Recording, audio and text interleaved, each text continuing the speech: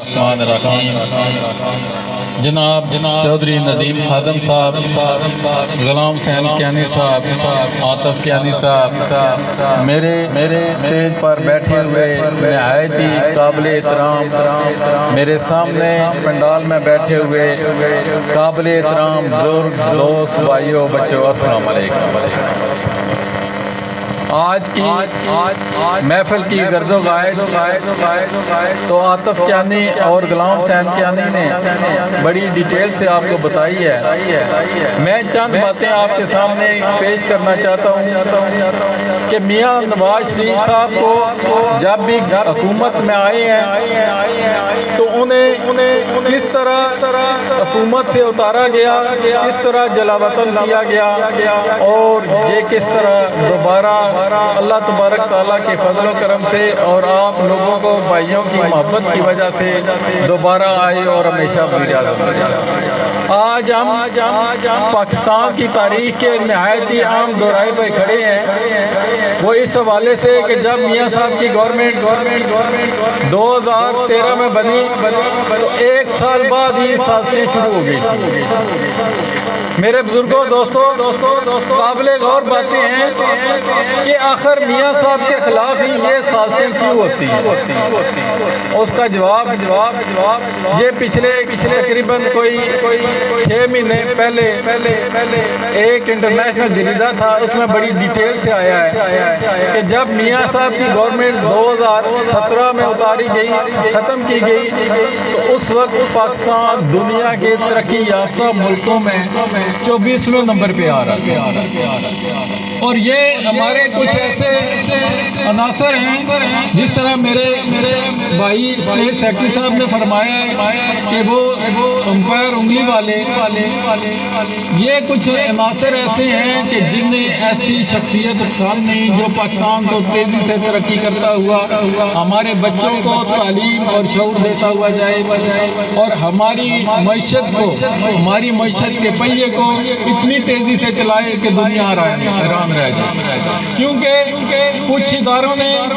کچھ شخصیات نے اس ملک کو اپنی چراگاہ بنایا ہوا ہے۔ وہ ہمیشہ لہلاتے کھیتوں میں چرتے ہیں، اس کے جتنے فائدے اٹھاتے ہیں، لیکن جب ترقی کوئی شخص یا کوئی گورنمنٹ اس ملک کو ترقی کی طرف لے کے جاتی ہے تو وہ انہیں پسند نہیں آتی ہے۔ کیونکہ اگر میاں صاحب، بڑی کھلی سی بات ہے، اگر آپ نے 5 سال پورے کر جاتے تو پاکستان اتنی تیزی سے ترقی کر رہا تھا تو میاں صاحب اگلے 10 سال کے لیے انشاءاللہ تعالیٰ وزیر اعظم ہوتے، لیکن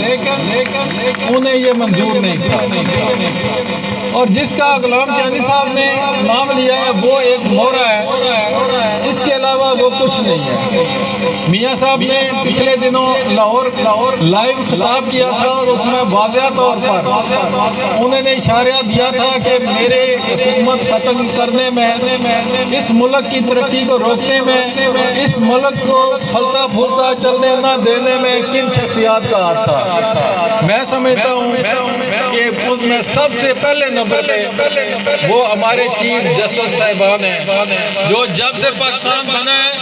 جو بھی آئین کے خلاف کام ہوتا ہے تو سب سے پہلے وہ تحفظ دیتے ہیں۔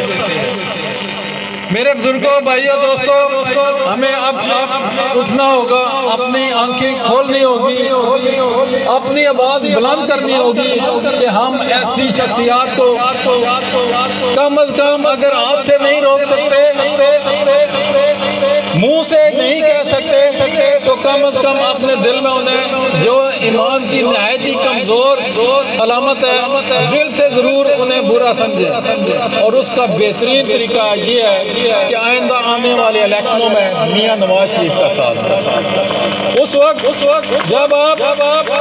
پرچی پر مور لگانے جائیں گے تو اس وقت کوئی اللہ تبارک تعالیٰ کے علاوہ آپ کو کوئی نہیں دیکھ رہا ہوگا۔ اس وقت میاں صاحب کا ساتھ دیں، اور انشاءاللہ تعالیٰ میاں صاحب جس طرح پچھلے ادوار میں، کیونکہ جب بھی میاں صاحب کو یہ ملک ملا، جب بھی وہ وزیر اعظم بنے، جب بھی انہوں نے اس ملک کی باغ دور سنبھالی تو وہ بہت سارے جو اس کے محکمے ہیں، بہت سارے اس کے ادارے ہیں وہ تباہی کا شکار ہو چکے تھے. جیسے کہ صحیح لوگوں کے ہاتھوں میں ہے، اور انشاءاللہ تعالی جب میاں صاحب بھاری اکثریت سے آپ لوگوں کی دعاؤں محبتوں کی وجہ سے اور اللہ کے کرم سے اس ملک کے دوبارہ وزیر اعظم بنیں گے، انشاءاللہ تعالی اس ملک کو ترقی کے ٹریک سے کوئی نہیں اتار سکے گا. مہربانی.